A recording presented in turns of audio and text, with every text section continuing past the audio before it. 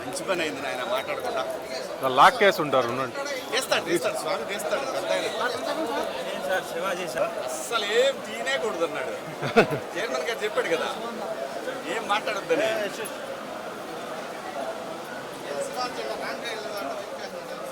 ఇది రాకపోయినా అదే మా దారి ఇదే.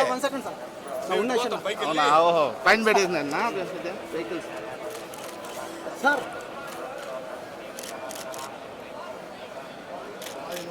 ఓకే రండి సార్, కొద్దిగా స్లోగా రండి సార్. అంతేనా? స్లో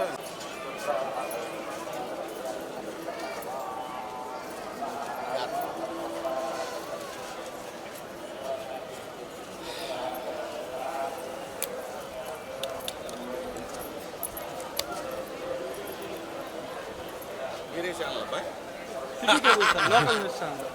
యూట్యూబ్ ఛానల్స్ లేదు సార్. ఇటు పోతా గురు. Okay sir. YouTube life sir voice ఇస్తారా?